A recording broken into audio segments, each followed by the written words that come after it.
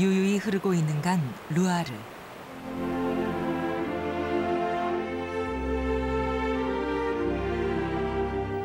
이 강을 따라가면 과거 화려했던 프랑스 왕정시대의 역사와 귀족 문화를 만날 수 있다. 자그마한 언덕과 아름다운 샛강, 그리고 풍요로운 전원마을이 빚어내는 풍경. 그래서 루아르는 가장 프랑스적인 아름다움을 담은 곳으로 손꼽히고 있다.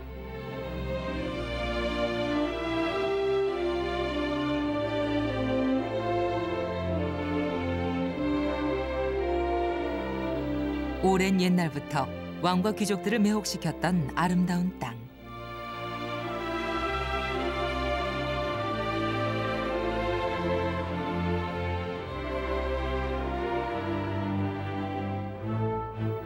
그들이 살고 사랑했던 화려한 고성들은 지금도 루아르 광변을 따라 고색 창연한 빛을 발하며 왕가 정치의 상징으로 남아있다.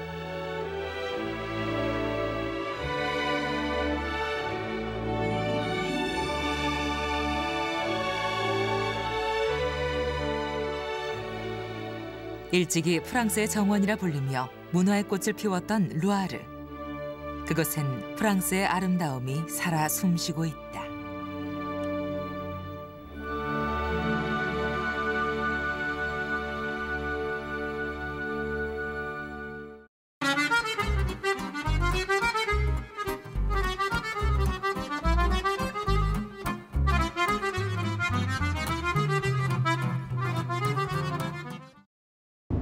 파리에서 200여 킬로미터 떨어진 프랑스의 남서부 뚜르.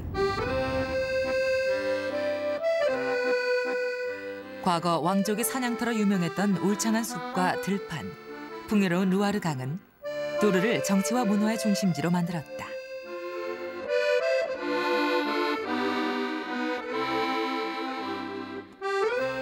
실제 뚜르는 파리가 프랑스의 수도가 되기 전 15세기까지 왕과 귀족들이 모여 살던 프랑스의 옛 수도였다. 때문에 현재 루아르 일대는 유네스코의 세계문화유산으로 등록돼 그 가치를 인정받고 있다.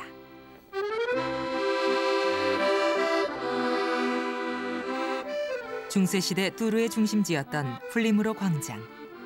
고풍스러운 화랑과 카페가 줄지어선 광장엔 뚜르의 과거와 현재가 공존하고 있다. 20세기에 들어 전쟁과 폭격, 세월의 힘을 이기지 못하고 한때 쇠락의 길을 걸었지만 1990년대 시의 복원정책 덕분에 뚜르는 유구한 역사 도시로 되살아날 수 있었다.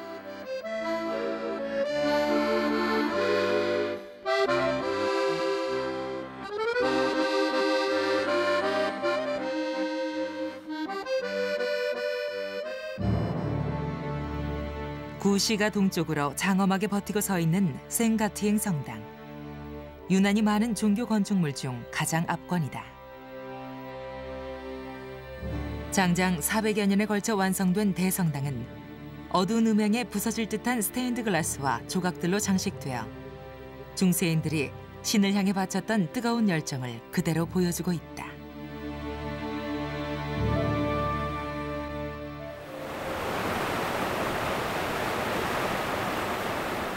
루아르 고성 순례의 첫 관문 뚜르를 지나 강을 따라가면 아름다운 고성들을 차례로 만나게 된다. 뚜르에서 차로 1시간 남짓 거리. 루아르강과 셰르강이 만나는 곳에 프랑스 르네상스의 보석이라 불리는 작은 성이 자리를 잡고 있다.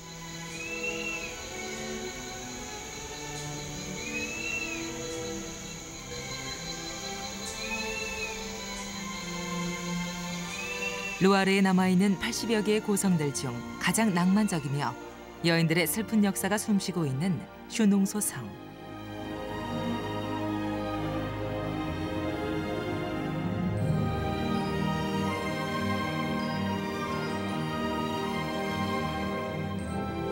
울창한 플라타너스 가로수길.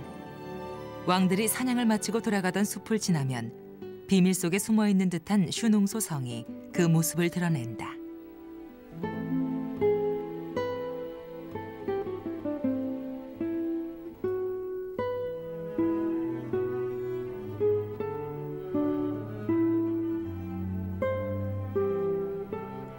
슈농소 성은 마치 우아하고 아름다운 귀족 부인을 꼭 베어 닮은 자태로 서 있다.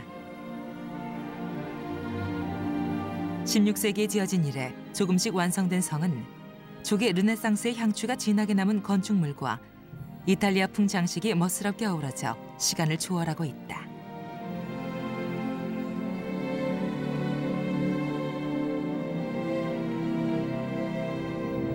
다른 성들이 강 기슭에 지어진 것과는 달리 슈농소 성은 강 위에 떠 있는 성으로 더 유명하다. 고요한 수면 위에 떠 있는 낭만적인 성의 모습은 셰르강의 닻을 내린 배라고 불렸다.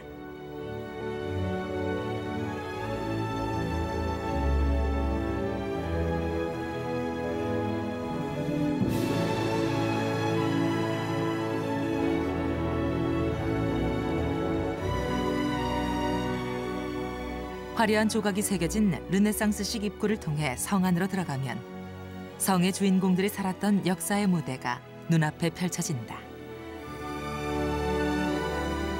먼저 눈에 들어오는 것은 홀의 천장.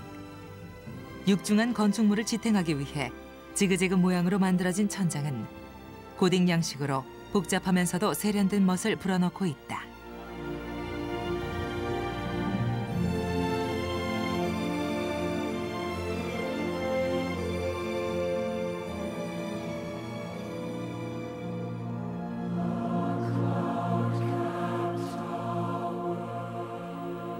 이 성이 지어질 당시 정해진 왕궁이 없던 프랑스의 왕들은 귀족들과 함께 루아르의 고성들을 옮겨 다니며 생활했다.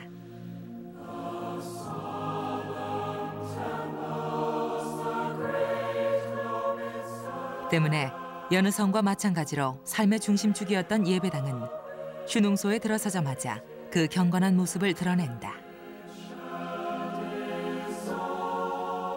예배당의 둥근 천장은 아칸서스 잎과 세족의 껍데기 장식으로 둘러싸여져 중세 종교 예술의 극치를 보여주고 있다.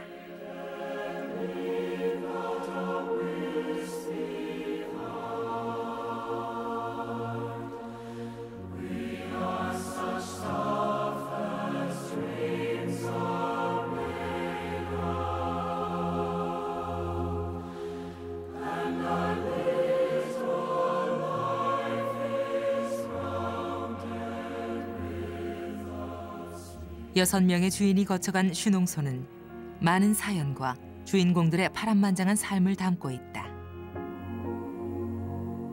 처음 물방앗간이었던 곳에 이 성을 지었던 이는 한 세금 공무원으로 제1대 성주가 된 그의 부인에게 이 성을 선물했다.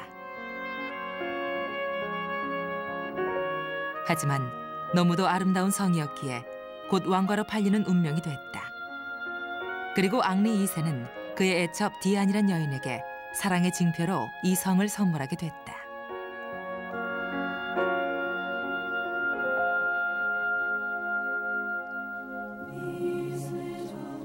그 후 슈농소는 왕의 사랑과 권력을 발판으로 개축과 확장을 거듭하게 된다.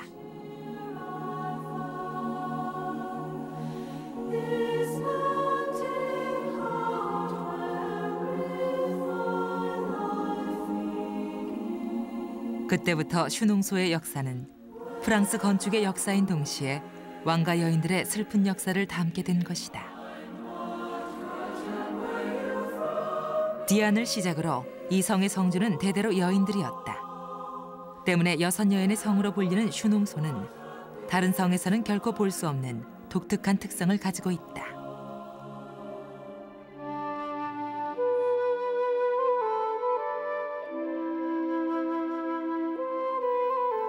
폭이 넓은 직선형 모양의 계단은 당시 고성들의 좁고 가파른 나선형 계단과는 퍽 다른 모양으로 화려한 드레스를 입고 생활해야 했던 여성들을 위한 실용적인 배려였다.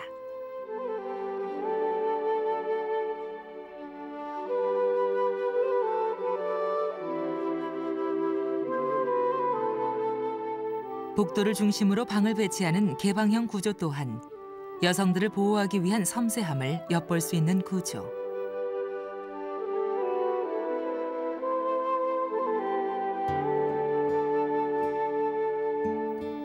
그중 여성들의 주 활동 공간이었던 부엌은 슈농소만의 특징이 가장 잘 나타나 있는 곳이다.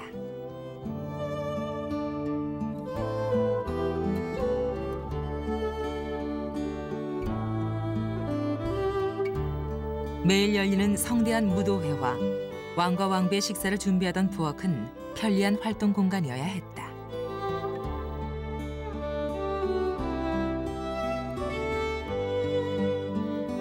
육상교통이 불편했던 당시 강 위에 떠있던 슈농소는 수로를 이용해 성의 살림살이를 보다 편리하고 효율적으로 이용할 수 있도록 설계됐다.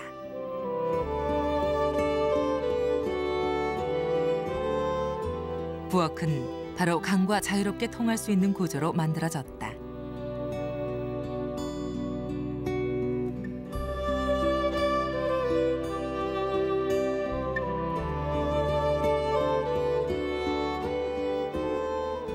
여성주들은 이곳을 통해 매일같이 쉐르강의 사공들이 실어오는 신선한 재료와 물자를 바로 공급받을 수 있었다. 강에서 부엌은 계단으로 이어져 누구나 쉽게 드나들 수 있게 만든 것이었다.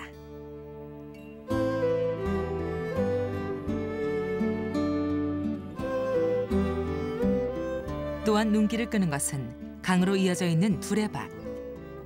처음 성을 강 위에 지은 이유도 부엌에서 강물을 바로 길어 쓸 수 있도록 하기 위해서였다고 한다.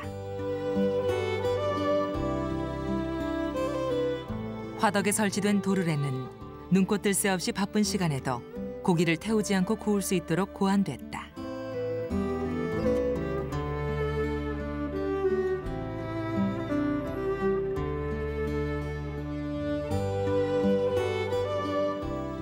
여성주들이 부엌을 가득 채워놓은 생활의 과학은 강이란 자연 환경을 최대한 끌어내고 있다.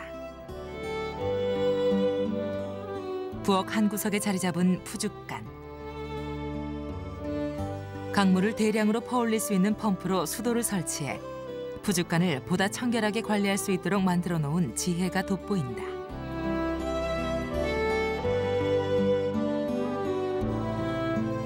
말 그대로 이 성을 거쳐간 여인들의 섬세한 손길이 슈농소를 여인들의 성으로 만들었던 것이다.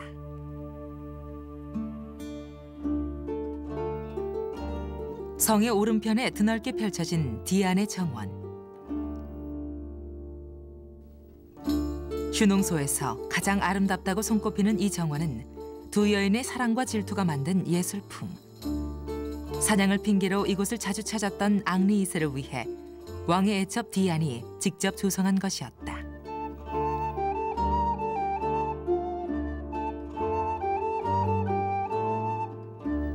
디안의 정원 반대편으로 보이는 것은 까뜨린의 정원.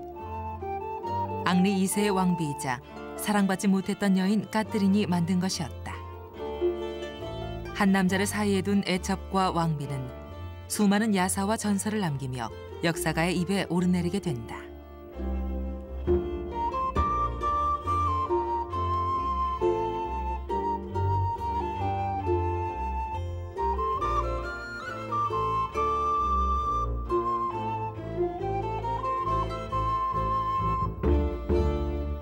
회랑을 지나 성의 전경이 훤히 내다보이는 곳에 다소 곳이 자리 잡고 있는 디안의 방.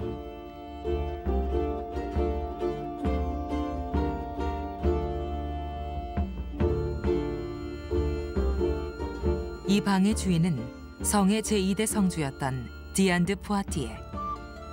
왕의 애첩이었던 디안은 왕보다 무려 20세나 연상이었다.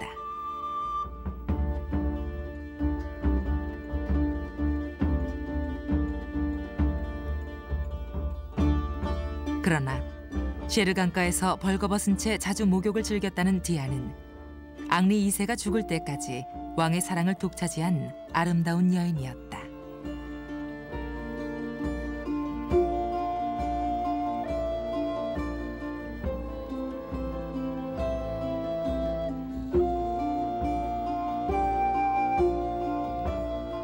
디안은 앙리 2세에게 받은 슈농소에 깊은 애정을 쏟으며 이곳 집무실에 앉아 정원을 조성하고 앙리 2세를 위해 강 위로 다리를 만들기도 했다.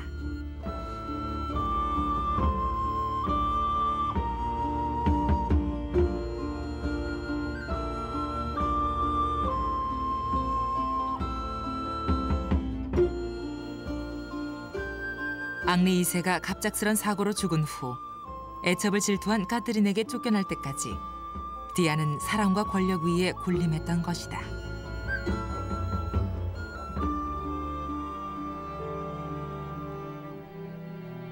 디안의 방 바로 위, 다소 어둡지만 기품이 흐르는 방이 까트린의 침실. 이 방의 주인이던 까트린 드 메디치는 평범한 외모의 근엄한 여인으로 이탈리아의 최고 명문가 출신이었다.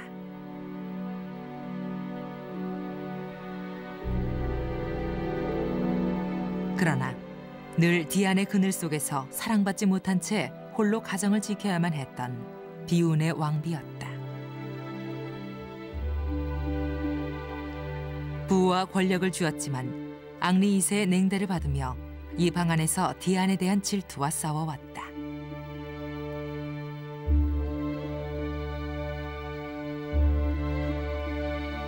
방바닥에 구멍을 뚫어 바로 아래층 디안의 방을 훔쳐보았다는 야사가 전해질 정도로 왕비의 질투는 깊은 것이었다.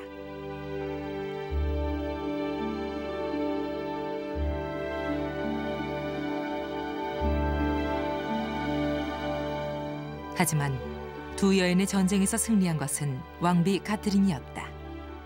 왕이 죽자 디안을 내쫓은 카트린은 슈농소에서 가장 아름다운 구조물 그랑드 갈러리를 만들었다.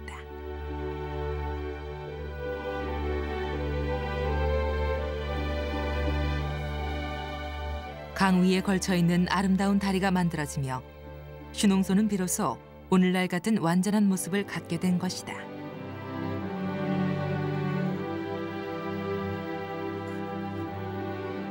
강 위에 아치형 다리를 만들고 그 안을 세련된 피렌체 스타일로 꾸민 그랑드 갈러리. 까트린 왕비는 이곳으로 귀족들을 불러들여 사랑을 속삭이는 축제의 장으로 만들었다고 한다.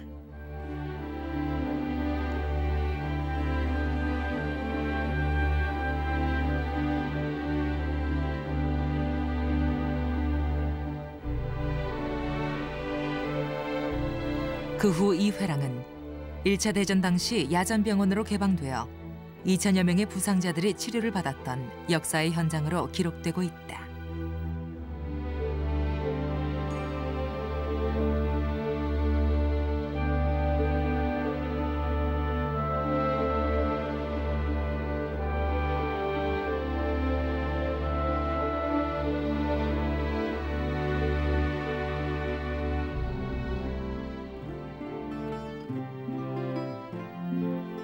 까트린의 방 옆으로 그녀의 공주들이 살았던 5 여왕의 침실이 자리 잡고 있다.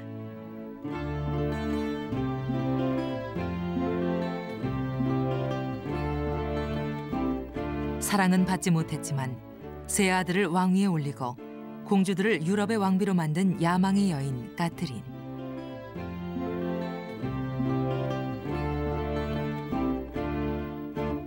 천장에 별처럼 박혀있는 문장은 까트린이 5명의 공주에게 내린 왕가의 표식이었다.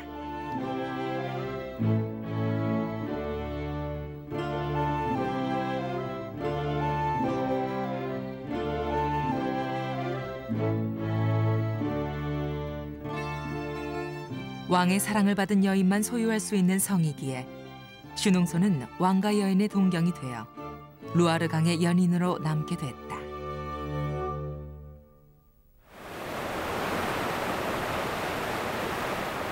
너른 들판을 적시는 루아르 강은 프랑스에서 가장 긴 강으로 루아르 일대를 풍요의 땅으로 만들었다.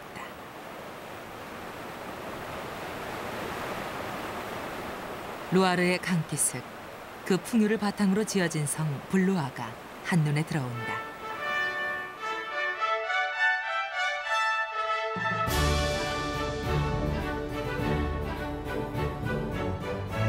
블루아는 마을 고지대에 우뚝 솟아 백성들이 살던 마을을 장엄하게 굽어보고 있다.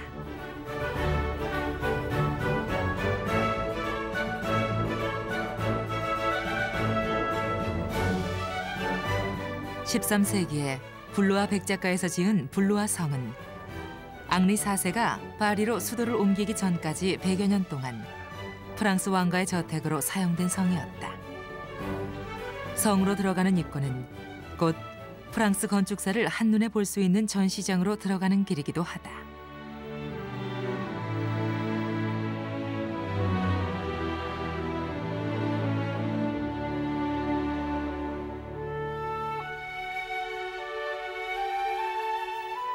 세 개의 건물이 디귿자 모양으로 이어진 블루아 성은 각 건물을 만든 왕이나 왕자의 이름이 붙어 있다.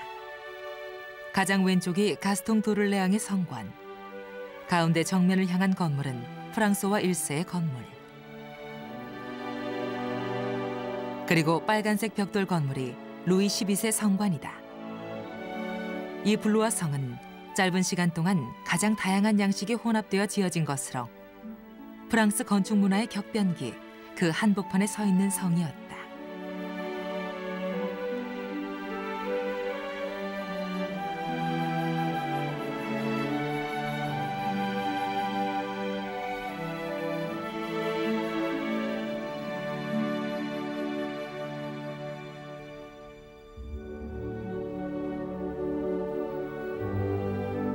블루아 성은 다른 성들이 교외에 외따로이 떨어져 있는 것과는 달리 시내 한복판에 자리하고 있어 루아르강과 옛 마을의 풍경을 조망할 수 있다.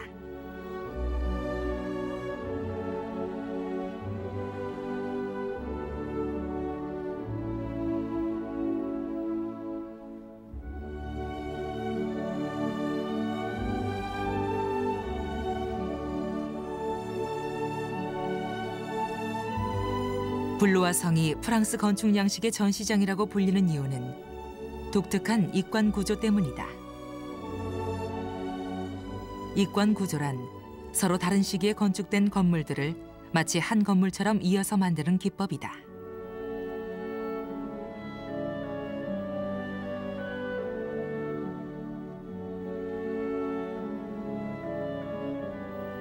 때문에 지어진 시기에 따라 달라지는 양식의 흐름을 한 건축물 안에서 다양하게 볼 수 있는 것이다.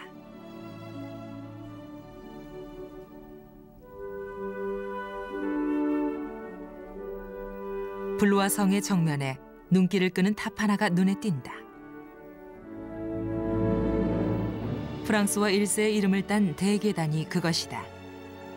프랑스 르네상스의 아버지로 불릴 정도로 예술적 감각이 탁월했던 프랑스와 1세가 세운 이 탑은 르네상스 건축물 중 최고의 걸작으로 평가받고 있다.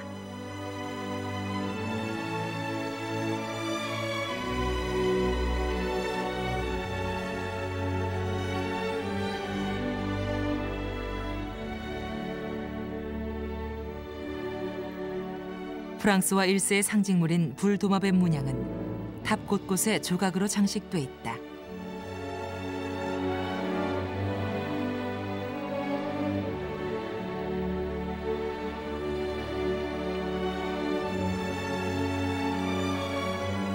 내부는 이탈리아풍의 화려한 대계단으로 만들어졌다.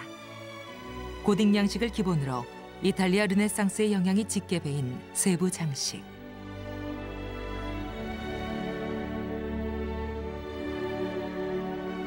왕은 이 탑 위에서 기사들의 창시합을 관전하거나 축제의 풍경을 즐기곤 했다.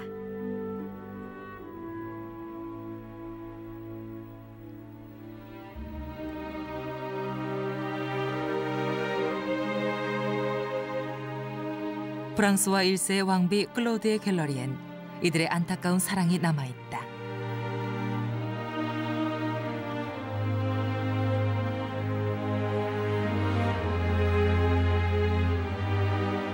프랑스와 1세가 이탈리아의 전쟁터에 있을 때 클로드는 25의 나이로 병사를 하게 된다. 2년 후 전쟁에서 돌아온 왕은 그제야 장례를 치르고 왕비의 추억이 서린 블루아를 영원히 떠나게 된다.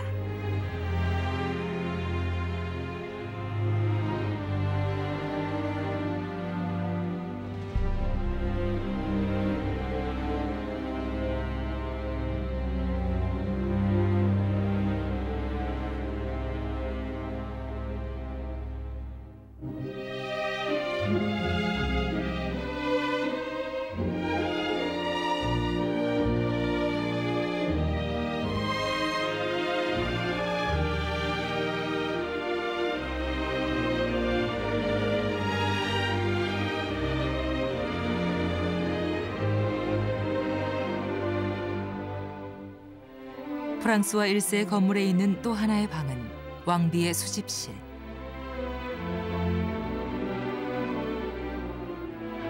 (237개의) 목판을 짜맞춰 만든 이 방은 마치 수수께끼의 방처럼 비밀스런 분위기를 풍기고 있다. 237개의 목판이 모두 다 다른 문양을 하고 있는 것 또한 이채롭다.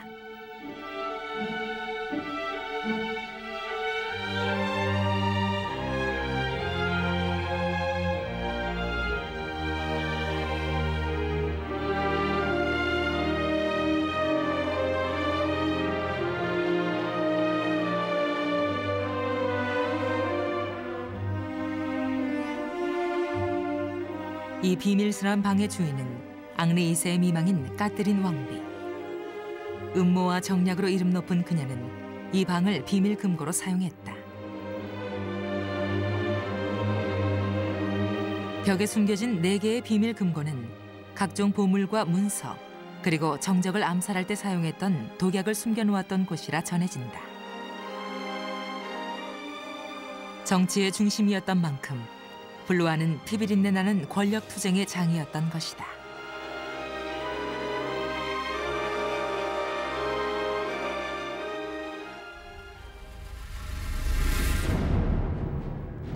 (2층에) 자리한 왕의 근위대의 방. 이 방은 프랑스 역사상 가장 유명한 살해 사건이 일어났던 곳이다.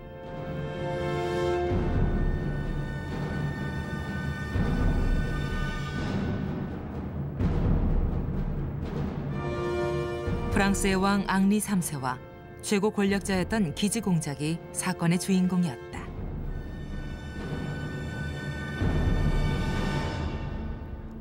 신교와 구교의 갈등이 첨예했던 당시 구교의 권력을 등에 업은 기지 공작에게 왕좌를 빼앗길까 두려운 나머지 앙리 3세는 왕의 침실에서 기지를 암살하고 만다.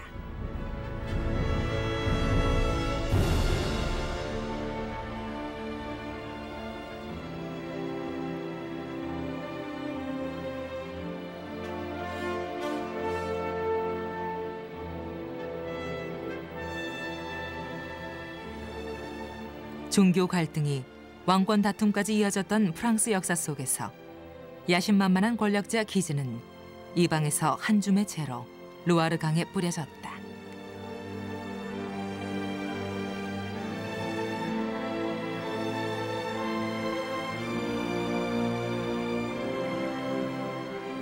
한밤에 피비린내 나던 살해 현장을 지우기라도 하듯 그 후 내실이 바뀌어 정확한 암살 장소는 알 수 없게 됐지만 권력의 암투 속에 성은 평화로운 침묵 속에 잠겨 있다.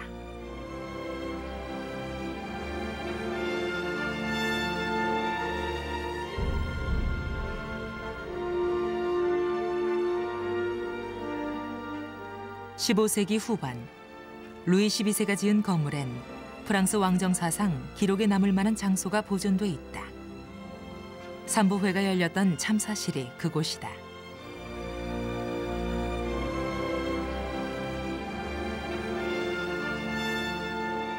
왕정 사상 최초로 왕과 귀족, 평민이 모여 나라의 운명을 결정지은 이곳은 고딕 양식의 홀로 프랑스에서 가장 크고 보존이 잘 된 것으로 손꼽히고 있다.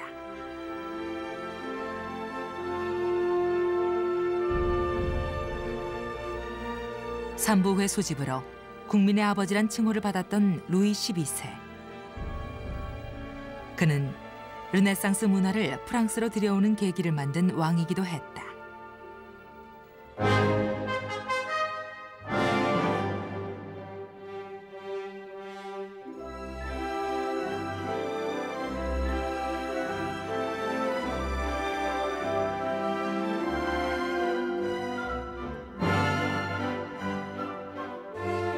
루이 12세를 상징하는 고슴도치 문양을 곳곳에서 볼 수 있는 이 건물은 르네상스 정신과 고딕 양식을 접목해 만든 것으로 건축사적으로 중요한 의미를 갖고 있다.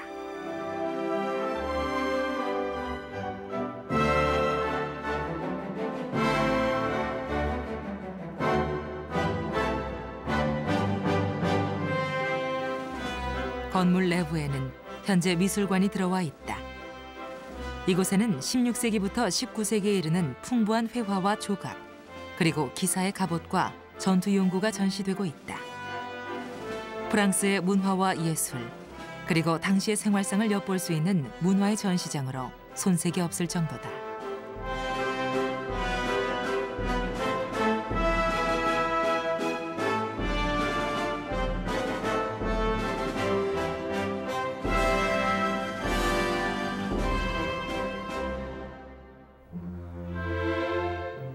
마지막으로 루이 12세 건물을 마주보고 있는 것이 가스통 도를레앙의 건물이다.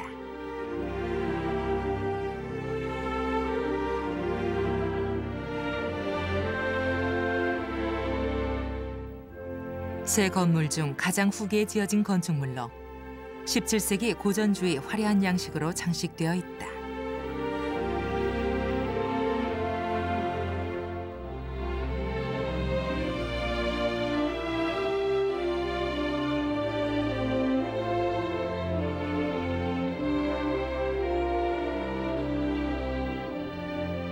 도를레앙 건물의 가장 큰 특징은 시원하고 높게 트인 천장, 그리고 그 주위를 감싸고 있는 우아한 조각과 문양들에 있다.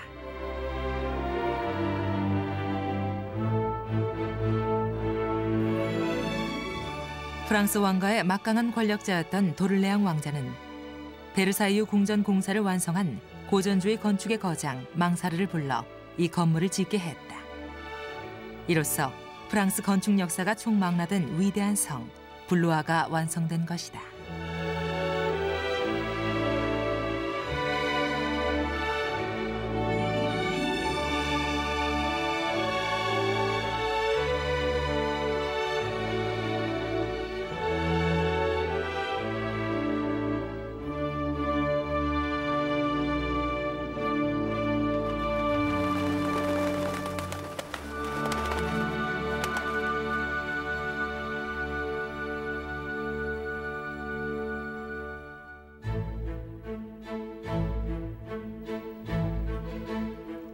루아르 계곡에 보석처럼 박혀있는 80여 개의 고성이 가는 이의 시선을 붙잡는 이곳은 미니 샤토. 실제 성 모양을 있는 그대로 재현해 놓은 이곳에 발을 들인 순간 중세 프랑스로의 여행이 시작된다.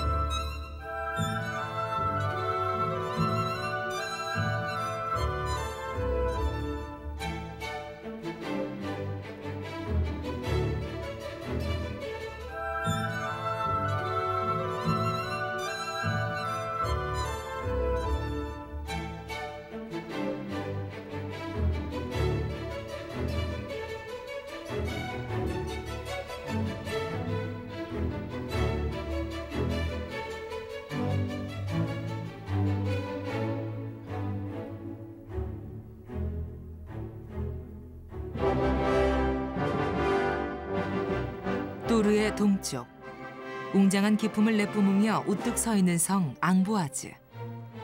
로마 시대부터 요새가 있던 자리에 들어서 있는 이 성은 높은 절벽처럼 견고하게 버티고 서 있다.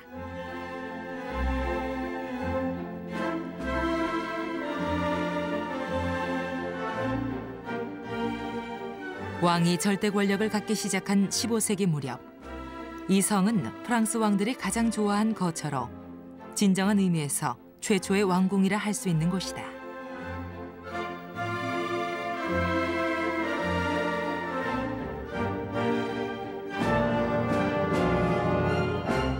높은 테라스에서 내려다 보이는 아름다운 마을과 루아르 계곡으로 이어지는 대파노라마는 그 옛날부터 왕들을 매혹시켜 왔다.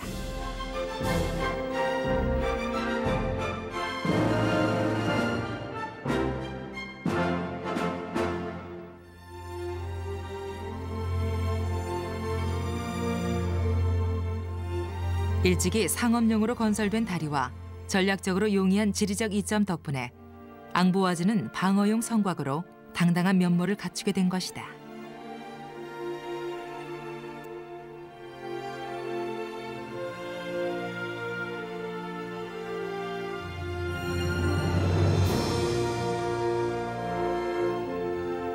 앙보아즈 성이 최전성기를 맞은 때는 15세기. 그러나 프랑스의 르네상스가 최초로 도입된 이 거대한 성은 거의 소실되어 오늘날 그 원형을 알아보기 힘들게 됐다.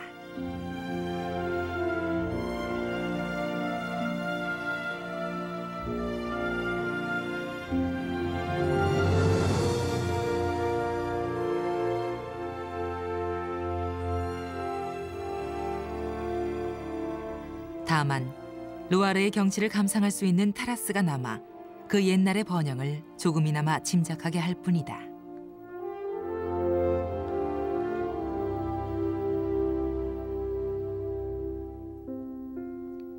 유일하게 남아있는 중앙 건물의 홀에는 왕들이 사용했던 호화로운 가구들이 잘 보존돼 있다.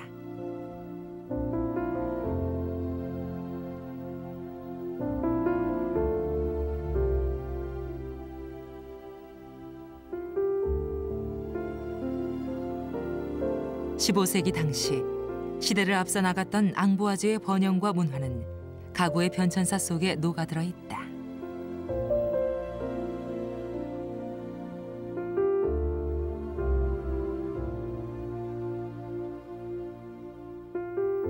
중세 유럽의 문화를 수놓았던 고딕 양식 가구들로 시작된 가구 콜렉션은 왕의 침실에 이르러서 인본주의와 고전 문화가 황금기를 맞은 르네상스 시대로 넘어간다.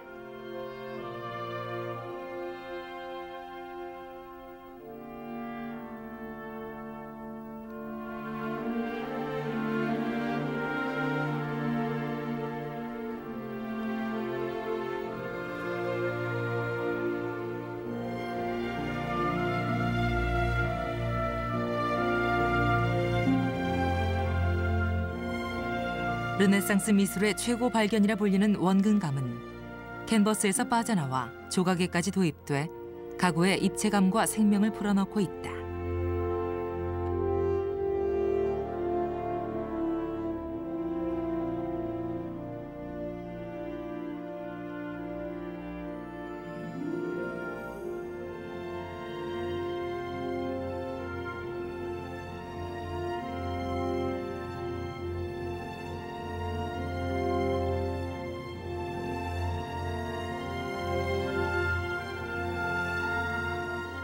이탈리아의 음악과 문화가 유럽을 휩쓸던 당시 르네상스를 받아들인 프랑스 왕가는 일약 유럽 최고의 문화 중심지로 발돋움하게 된다.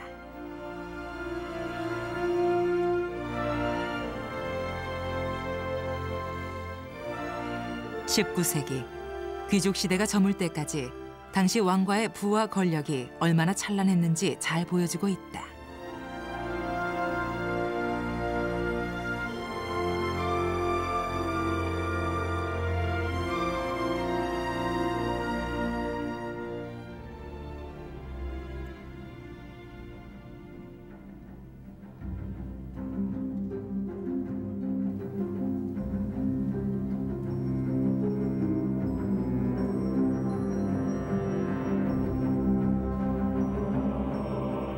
옛날 앙보아즈의 규모를 보여주는 이 건물은 미님의 탑. 지름이 21m나 되는 거대한 이 탑은 요새용 탑으로 쓰여졌던 것이다.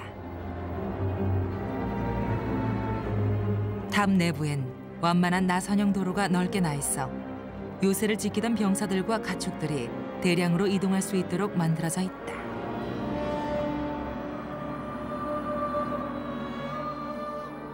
프랑스 르네상스의 중심지임에도 불구하고 블루아는 반역자와 죄인을 가두는 감옥으로 오랫동안 사용되기도 했다.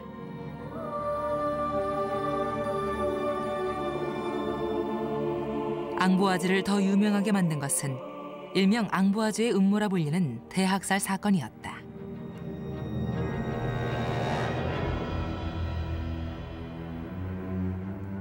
구교도의 핵심 세력이었던 기지 공작을 암살하려던 음모가 발각돼 1200명에 달하는 신교도들이 이 성에서 잔인하게 죽임을 당했다.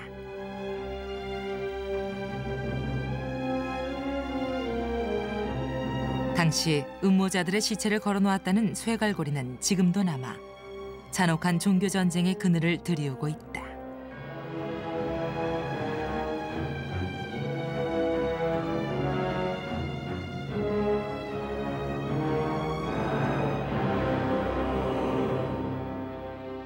Alors, ce château donc, est un château important dans la mesure où il marque l'avènement d'une nouvelle période historique en France, qui est la Renaissance. Alors, la Renaissance, c'est un phénomène culturel majeur qui va trouver sa source en Italie et qui va donc se développer, trouver ici en Val-de-Loire un terreau d'inspiration et va trouver donc vraiment à Amboise un lieu de prédilection, et notamment avec un invité prestigieux qu'est Léonard de Vinci, qui va venir passer les dernières années de sa vie ici à Amboise, et il sera enterré dans la petite chapelle en face de nous. 거대한 성터, 그 한편에 조그맣게 자리 잡고 있는 생투베르 예배당. 후기 고딕 프랑보아이양 양식의 걸작으로 손꼽히는 이 예배당은 정교한 건축물로 그 명성이 높다. 하지만 이 작은 성당이 빛을 발하는 이유는 르네상스의 심장이 이곳에 잠들어 있기 때문이다.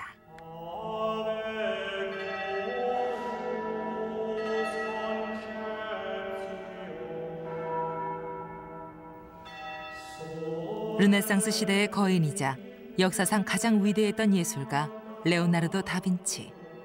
그의 무덤이 이곳에 있다.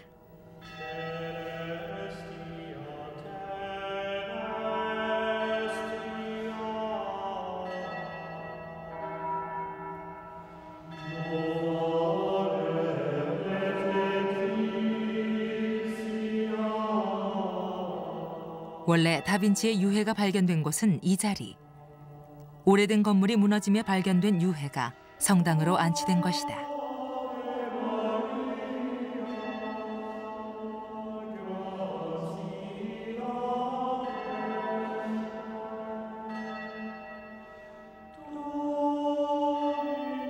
루아르는 위대한 예술가가 선택한 마지막 인생의 종착지였던 것이다.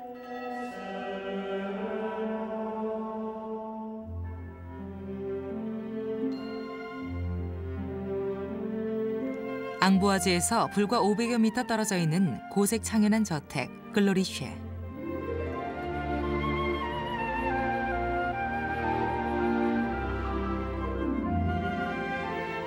다빈치가 말년을 보냈던 이 저택의 정원엔 이색적인 조형물들이 털을 잡고 있다.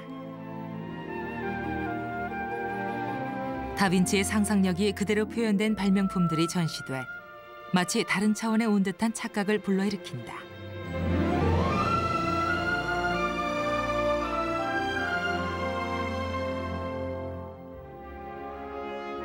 예술을 애호했던 프랑스와 1세의 초청으로 프랑스로 오게 된 다빈치는 이곳에 머물렀다.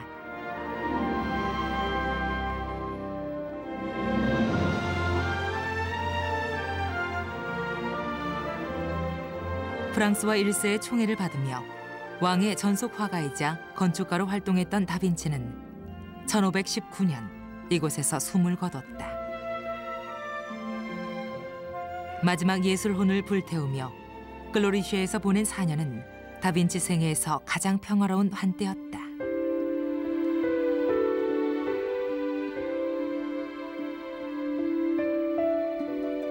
지금은 거실로 바뀐 다빈치의 작업실. 이곳에서 노 화가는 글로리쉐에서 바라본 앙부아즈 성을 즐겨 그리곤 했다고 한다.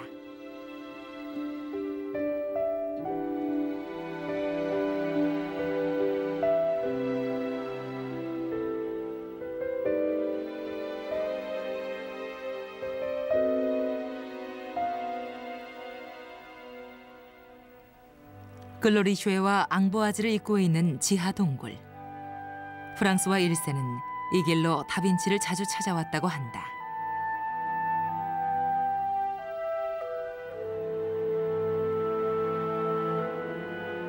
지하 스튜디오에서 만나는 다빈치는 흔히 알고 있는 모습과는 사뭇 다른 모습이다. 화가이자 과학자이기도 했던 레오나르도 다빈치. 그의 설계도를 바탕으로 IBM사가 제작해 놓은 모형들이 별세계로 우리들을 안내한다. 자동차와 망원경, 증기선과 모터의 원리에 이르기까지 16세기의 발명품이라곤 믿어지지 않는 기발한 상상력을 통해 다빈치의 르네상스 정신을 엿볼 수 있는 곳이다.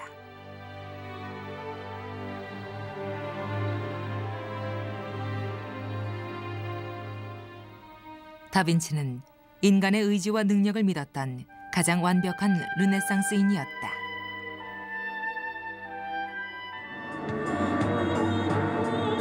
Comme j'aurais adoré être à Fiesole et quand mon maître a fait ses essais de vol du haut du mont du Cygne. Aujourd'hui, il n'y croit plus. Mais moi je suis certain qu'il avait raison.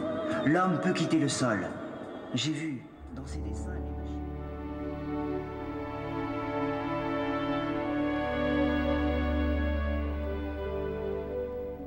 시간이 멈춘 듯한 루아르 강변의 고즈넉한 산책길. 오늘날 고성들은 호텔로 개조돼 프랑스의 과거와 현재를 이어주는 독특한 장소가 되고 있다.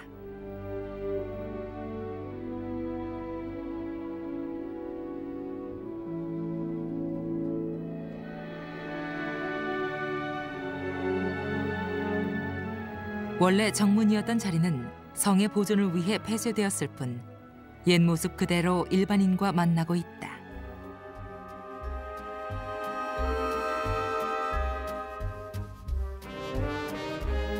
내부로 들어서면 프랑스의 옛 영화를 고스란히 담은 유물들이 마치 타임머신을 탄 듯한 기분을 느끼게 해준다.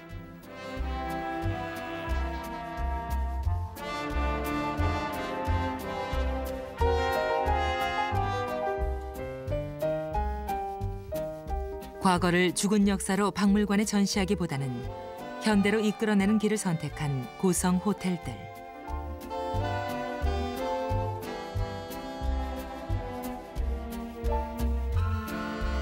때문에 이곳은 프랑스 정통 문화와 역사의 명맥을 잇는다는 자부심이 높은 곳이기도 하다.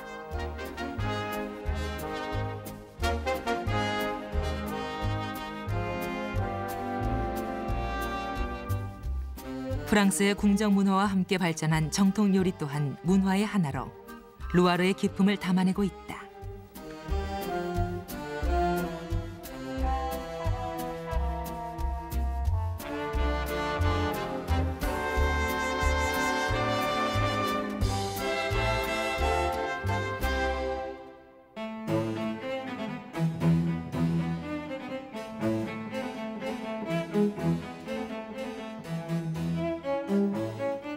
금방이라도 귀부인이 튀어나올 것만 같은 살롱.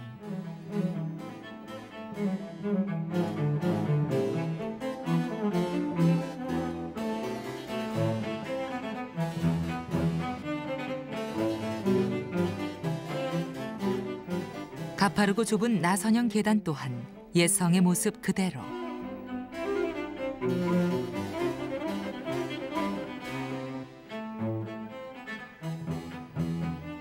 편리한 현대 문명과는 단절된 곳이기 때문에 객실은 오래전 성에 살았던 사람들의 거처를 그대로 사용하고 있다.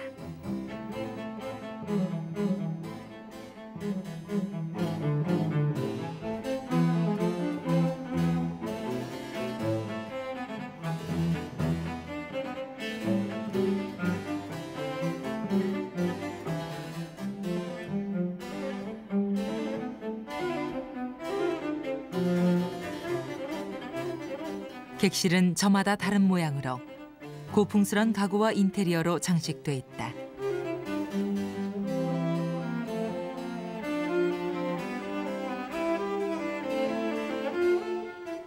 다소 불편을 감수하더라도 전통을 지킨다는 프랑스인들의 철학이 담겨 있는 것이다. Donc l'intérêt du château de Pré, c'est de conserver le patrimoine français. Donc nous avons la chapelle, nous avons conservé l'ancienne chapelle du château, où aujourd'hui il y a 3 chambres. Nous avons conservé la salle à manger et le salon du château.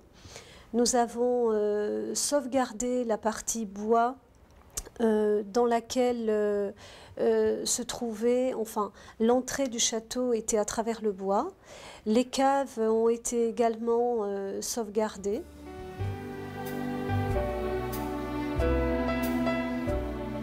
옛 문화와 생활 방식을 존중하고 보존하려는 이들의 노력은 고집에 가까울 정도다. 한때 포도주 저장고로 쓰였던 석회암 골. 석회암 지대인 루아르엔, 예로부터 석회암을 깎아 만든 주거지가 많았는데 오늘날까지 현대인의 생활 공간으로 남은 것이다.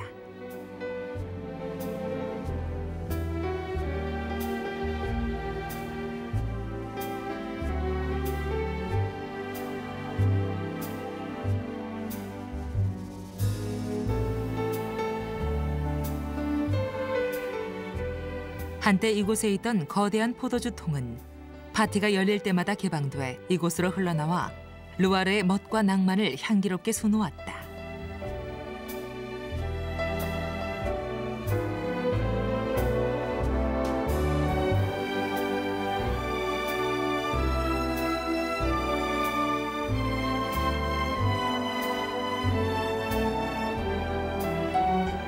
자연과의 조화를 최대의 미덕으로 삼았던 루아르의 삶과 문화.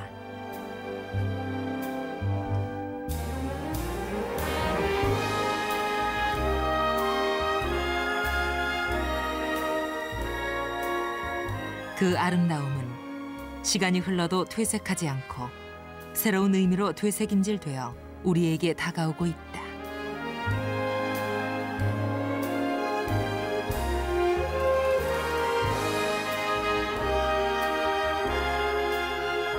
그것이 프랑스의 정원 루아르가 오늘도 찬란하게 꽃필 수 있는 이유일 것이다.